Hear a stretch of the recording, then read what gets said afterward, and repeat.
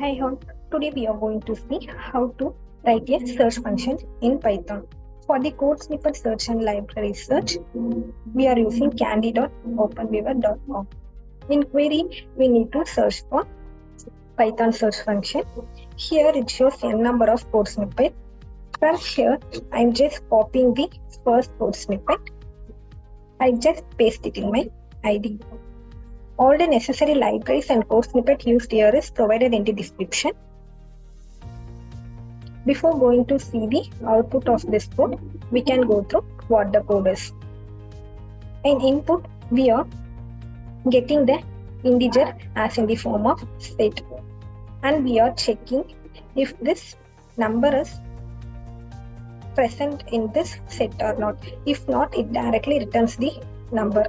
If it is present, means it calls the recursive function by itself until that value is not present in this set. Now we can run this code. For this 28, the output is 32. It calls the recursive function and increment by 1.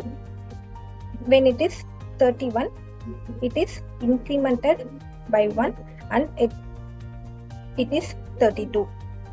This 32 is not in this set, so it returns the 32 as the input for this 28. And this 400 is not present in this set, so it directly